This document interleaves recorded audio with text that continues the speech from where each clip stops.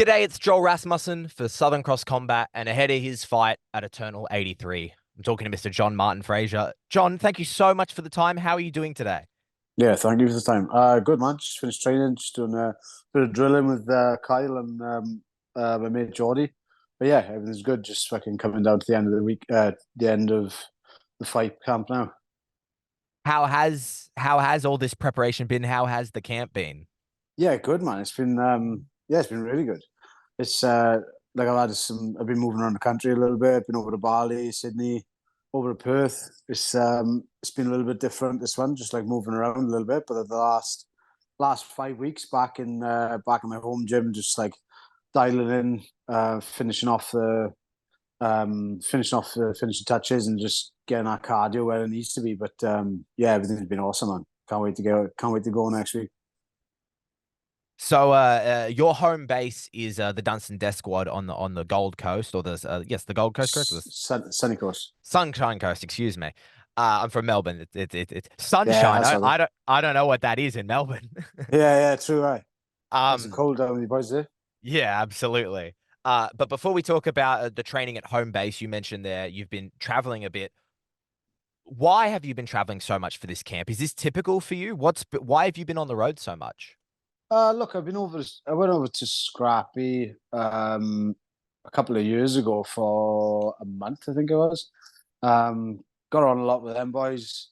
Um, the opportunity to come up to go down and train with the uh, with Alex Pratt and Whittaker and Jacob Malcoon and that. So it all kind of tied in. When that opportunity to come up, I thought, oh, I'll go over to Scrappy because there's a fair bit out from the fight, you know.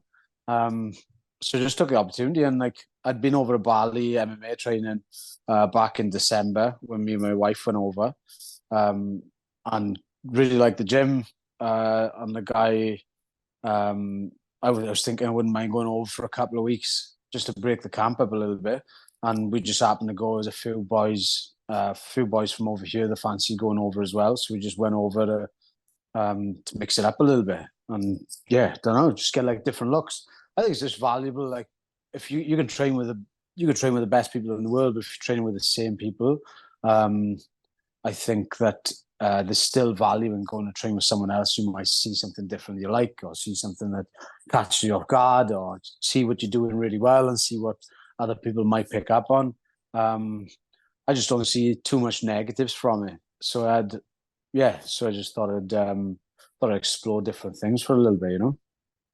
How nice is that to, as you say, you get different looks from different people, but then also you're in like a completely different environment as well. Is that like really refreshing for a fighter? I don't know if it's refreshing, but it's just like it's good seeing like how how other people structure their week and stuff as well. You know how just not to compare, but just see like, oh, that's interesting how they do this different or do that different. Um, I suppose you do compare a little bit, yeah. Compare with like how they structure their week, what they do a little bit more of, what you could work on, what you think you're doing really well in already. You know, so yeah, I think there's big positives to take from it. You know, it's not for everybody, but I just don't see any negatives from it. What benefits, if you can talk about them, have you taken from kind of that trip around Australia and over to Bali? Pretty much all the things I just labeled, really. Like, yeah, just like getting different looks, just experiencing. I think like a lot of times you can get quite comfortable sparring with the same people as well, you know. So like, I feel like there's a space for 5 weeks, so like you go over, for instance, sparring with someone like Whittaker or Della or Candiata, a guy that I fought before in Scrappy, and like or even Kitt as well. Campbell, I fought Kitt a couple of years ago. Going to spar with different guys that you're not used to, you get a little bit more nervous for sparring, you know. So it's just like getting a little bit more, um, just getting a bit more familiar with the unfamiliar feelings you get when you fight, come around fight time. You know, there's nothing really that's going to replicate that kind of feeling, but I think that does help that as well. Yeah. Yeah, you mentioned there over in Bali, you trained with Kit Campbell. How was that? Yep. How was it to see Kit again and to train with each other rather than fight each other? Awesome, man. Yeah, he's a really good dude. Like we got on really well as well. You know, I really like it. consider him a friend. Like, he's a really solid guy, and like a really good training partner as well. It was awesome. Like, there's no yeah, he was just a really good guy to work with. Like I said, he got on. We all chilled because we had like a few boys out there as well, and he like mixed in with the group really well. He's a really good guy. Like, yeah, I got nothing but good things to say about Kitt. Yeah, it's Did you good to get it? see him getting the win the weekend as well. I actually haven't had a chance to watch the fight back yet. I'm actually waiting to do it. I just haven't got around to do it. But I see the highlights and stuff, and yeah, he's done really well with it. It's awesome. Really good to see. Like, That was going to be my exact next question. So you beat me to yeah, it. yeah, And now I kind of want to ask a little bit of the opposite there of we talk about you traveling and training, but I want to talk about training home base at the Dunstan Death Squad I feel like a lot of people recently have been traveling to you guys to come and train. So what is yeah. it like training with the Dunstan Death Squad with so many high level guys there? Yeah, it's awesome, and it's a really good team environment at the minute. There's a good buzz in the gym. Like, everyone's, there's quite a few boys getting ready for fights. Um, yeah, it's awesome, man. It's good. It's yeah, really good like team environment. Um, yeah, I don't know what else to say. Yeah, it's awesome, man. Yeah, Dunstan really like he gets everyone busy in the gym, and um, yeah, he's on people's case if they're not working hard. But it's not often you get boys like but it's a good mix of amateurs coming through. There's quite a lot of high level boys there as well, and like a lot of smaller guys. Like, you look at boys like Sean Gauchi and stuff. Like, he's absolutely phenomenal to watch. Yeah, it's awesome. And got guys like Jake Piper now coming through now. Just really good guys to learn off. There's a good vibe in the gym at the moment. So there's heaps of high level guys that call that base home. And then there's like you mentioned, like Sean Gauchi, a guy who can travel up and train with you guys and then come back to Melbourne. Yeah. When talking about the coaching that you get, what do you notice any differences? Because Ryan's coaching high level guys, but I'm assuming he can't coach them all similarly. What kind of differences do you see between yourself as a champion and some of these other teammates of yours who are also champions? How do you mean? Just like when you're training, like obviously you're training at a championship level and your teammates are, but you guys aren't necessarily the same people. So things like are different. I was just wondering, like, as a unique fighter, what training do you get out of there type thing? Yeah, so I think that's like it's quite a good thing that Dunstan does really well. And it's a common thing that I've had throughout my career, really. Like, when I started with Kyle Noak, Ryan Doyle. Now I still train with Ryan, and Dunstan does exactly the same thing. There's no like set way where it has to be this way. I think they're really good at coaching, as in trying to bring out giving you a blueprint on how to train or techniques to use. But they're like quite encouraging to be like original, like, So it's not like, I don't know. You see some gyms that are quite like cookie cutter, and everyone's trying to look the same, be the same, using exactly the same kind of techniques. Um, I think that's a good thing where everyone's got their original things that works for them, and they're not too, this is how you do it and that's fucking it, like, so it's yeah, it's good. Everyone's just been original, and then I get to pick up little things that I can take off other guys, and vice versa as well. Now, anyone who knows about your story or can hear the accent knows proud Welsh gentleman. Yeah. And if I'm not mistaken, recently 1 year anniversary of becoming an Australian citizen. Yeah, yeah, there it is. Yeah. First off, congratulations. Oh, And thank you. how has that 1 year of the Australian citizenship been? Yeah, it's good. It's been a bit of a pain in the ass, like, coming in and out of the country, because I haven't applied for my passport yet, and they're a bit difficult with that once you get your citizenship. But other than that, nothing's really changed. It was really glad. I was really happy to get that, because yeah, it was a long time coming. Like, it's a long old process, but it's worth its weight in gold, man. Hard to get in, and then once you're there, they're like, you cannot leave. Yeah, you can't leave unless you get your passport, and they just give you a little bit of grief at the airport. Coming in and out of Bali is a nightmare, man. And talking about years and periods of time between your last performance and the performance before then, there was kind of like a big gap. And I know Yeah. that was I know what it is, but just could you explain kind of what that gap was? Between the oh yeah, yeah. So yeah, I had a labrum tear on my shoulder. It was just I think it was it might have been like a minor injury to start off, and then I got something submission that I should have tapped to. Ended up putting me out for a bit. I had to get my labrum sewn back in, and that was about a 6 month recovery period, which is a bit of a kick in the teeth, especially coming off a loss as well, you know. Um, but yeah, that's where that time was pretty much just recovering from the shoulder. This was about 6 months, 5 to 6 months recovery from the shoulder before I could go back to martial arts, and then pretty much straight into fight camp, getting ready for Brogan. So talking about that, and you said it there, like it's a kick in the teeth. You're out coming off a Mm. loss. What was that time when you were unable to train? What was that like for you? It was a pain in the ass. I'll be honest, like I was training, I was lifting weights the week after I'd done my shoulder surgery. Like I still continued to lift with my good arm. Mentally, it's like other fighters that will understand like when you've been off for injury for quite a long time, it's a bit of a head fuck, you know. Um, but I just listen to a lot of podcasts on mindset and controlling the controllable, things like listen to a lot of Josh Saunders podcast. I think that was like really good for like the mental thing of putting your head in a positive space, you know.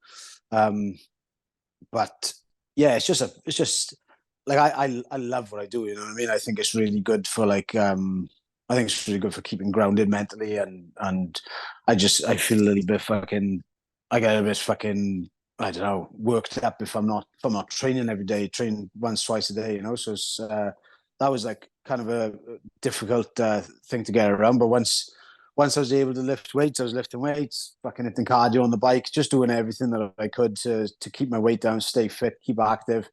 And then as soon as I was able to, I was back into doing the training that I really enjoy. You know, came back a little bit too soon at one point, but yeah, it set me back a couple of weeks. But yeah, that's the way it is, isn't it? What happened there? Was it a re-injury? Did you strain something? It wasn't a re-injury, but just like when I thought I was over it, you know, the physio was like, "Oh, you got another month left." I'm like, "Yeah, fuck this feels awesome. I'm getting back to it." And just start going flat out, you know, thinking I shouldn't even be drilling with jiu-jitsu, and I end up rolling and going fucking 100%, thinking my shoulders back to normal, and then the day later, it feels fucked again. Um, but yeah, it just set me back a couple of weeks, but I just learned my lesson from that. I'm not the best at listening with injuries, to be honest, but yeah. Talking about that kind of mental development that you did in that time off, from a mentality standpoint, when you look at the man who was injured and had to sit out for that time, and then you look at who you are today, what kind of developments can you see between those two? Do you know what, right? I think the biggest thing for me is just like I think in my earlier career, I used to fucking hate. I don't enjoy dieting now, but I used to hate dieting. You kind of get to a point in the training camp, you're like fucking hell, I can't wait to just fight so I can have a bit of a relaxation and have a drink, eat some shit. Where like, no, get me wrong, I'm still looking forward to eating some things that I haven't been able to the last like, couple of weeks, but I'd been looking so forward to that. But now I think I've learned to fall in love with the process more. Like, you know, I don't just look at the fight as the fucking end goal or like looking at the UFC is just that's my fucking goal. It's like I just love the process. Like, you know, I think that's one of the biggest thing. And that was us saying, like, the man that loves to walk will walk further than the man who loves the destination. And I think I've just learned to love the whole process because I love what I do. You know, I absolutely love training. I love training. I love every aspect of MMA. I love what I do. I love fighting as well. But it's the fucking day to day, the you know, lifting weights, the preparation for camp, every step. It's not just looking at it as like, oh, I can't wait to get to this point where I'm ready to fight. It's like every part of it. I fucking love it all. I love every session I do. uh Talking about that, like you laid it out there that was the goal, the destination. Yeah, uh I know from my understanding, you discovered the sport, like you weren't someone who necessarily was raised on the sport. uh yeah. so that UFC, that is still the goal, of course. 100%. Yeah, it's just like I don't think there is any end goal. Obviously, I have goals along the way, but I think that's part of the journey that I'm looking forward to. Is getting to the UFC and just fucking excelling, and just keep going. I think yeah, I don't think there's any end destination I'm gonna look at and go, oh, this is gonna fucking make me happy when I become a world champion or whatever. Or fucking, it's like nothing's gonna get to that point. You go, this is fucking amazing. I've done it all. It's like I want to get there, and I can't wait to be part of it. And just like, yeah, the whole thing. Like, it's just I just can't wait to get to the UFC and just be fighting there. Yeah, I don't know. It just gets me excited. When you take that time away, you're forced out of it. You're chomping at the bit to get back in there. I don't know if there's like that big build up. You're like anxiously coming back, and then you go out there and you get a sub 2 minute performance finish. Mm. Like, take me through that. Is that like big build up to awesomeness? Is that big build up to like, oh, it's over? Like, what is that like? Yeah, like before I used to fight, and I'd be like, fucking hell, I'm like on a high and trying to fucking hold on to it, but like I just go straight back to the gym the week after, fucking straight to it. I think you shouldn't. I think you shouldn't. I think you shouldn't be too hard on yourself. You shouldn't be too hard when you on yourself when you lose, and you shouldn't suck your dick too long after you win as well. So like I enjoyed it for a couple of days, and then just straight back to training, and just yeah, it's just part of it. Just yeah, just getting ready for the next fight. And now, so few people fight professionally, and so few people make it to a title. You're a Mhm. man who has captured the same professional title twice. Yeah. How do those two feelings compare to each other? And does like winning the title for the first time compared to winning it for the second time? Honestly, like it's awesome having the belt and stuff, but like it it wouldn't make a difference if it was for a title, or if it was for no. Yep. I beat Kitt when we fought for the title, or I beat Brogan for the title, or if I fucking beat fucking whoever for no title, or like if the UFC, I think every win's gonna feel pretty much the same. I think it's gonna feel the same as my first professional fight, my first amateur fight. It's just that feeling of winning that fight is fucking electric. Like it's hard to put it into words, but I don't think they feel any better than the other. It's a bit of a fuck when you have a quick one, like I like, fuck, that was good, but like yeah, I don't think the belt really makes me feel any different about it.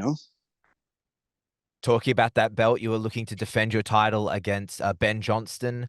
Uh, what are your thoughts on Ben Johnston as a fighter? I got a lot of respect for Ben. Yeah, I think he's dangerous on the feet. I think he can grapple too. I don't look at him as like oh, he's just a Muay Thai fighter. I think that he's like a brown belt in jiu-jitsu. I think he can wrestle. Um, I don't think we've seen all his skill set in MMA yet. So I think I'm going into this fight with expecting the unexpected. Um, yeah, I think he's very good. I think he'd be fit. I think he'd be well prepared. I think he's going to be mentally tough as well. Um, yeah, I think he's going to be good. It's a good hard fight. I got a feeling this is going to be one of these fights I look back on and go, "Fuck, that was mad." Now, people are, especially at the championship level, are elite. You yourself are such an elite level fighter, but Yeah. when you're going up against a guy who has, he's a great mixed martial artist, but he's got that background in a specific art. Mm-hmm. How do you kind of keep that faith within yourself when you're going up against a guy and you can't give him too much respect, but you have to give him enough respect? Oh, look, yeah, I think it's like that saying, respect everyone for knowing. Like, and I respect his skill set, and I understand. Um, I don't need to go in there and fluff myself up to be confident. I'm aware of what he can do, and um, but he's got a pair of arms and legs the same as everyone else. It's yeah. I don't think I don't need to. It doesn't. If anything, it drives me even more. I think it's the feeling of having a hard fight that gets me going more than if I was going in and having an easy fight. I don't want him. Like, I want to get to the end of my career and think that I fought the best people. Like, um, yeah, that does. And like, yes, he's a fucking world champion Muay Thai fighter, but this isn't Muay Thai, you know, and like whether he can wrestle or not, um, like MMA is just so different. Even if we were fighting, if you had an MMA fight with no fucking wrestling in it, no jiu-jitsu, like the style and striking is completely different. And the small 4 ounce gloves as well just changes everything. It changes the guard, it changes, yeah, it changes fucking everything. The style of striking is a style in its own. And we've established in this interview, you know, that for you, the goal is the UFC. You are a gentleman who appears on the UFC fighters to watch list for the UFC Fight Pass Yeah. this year. How, like, what are your thoughts on that? What did you think when you saw that? What does that mean to you? It's just good. It's good that the right people, the right eyes are on me, you know. So, but none of that matters. Other than Ben to me right now. It's good to be aware of it, but nothing other than Ben matters to me right now. That's all I'm thinking about. I just want to go in there. I just got to focus on me performing my absolute best and going out there and getting after him. Do you remember how you found out that you were included in that list? Um, not sure. I think it was on Instagram somewhere. I think I saw it. Do you Yeah, remember I think what? so. Do you remember what your reaction was? Just thinking, fuck, that's pretty cool. That's all right, mate. Yeah, Mr. John Martin Fraser, I thank you for your time. You fight at a total 83, looking to defend your middleweight title. Thank you so much for the time and best of luck in the fight. fuck yeah. Thank you. Cheers, man.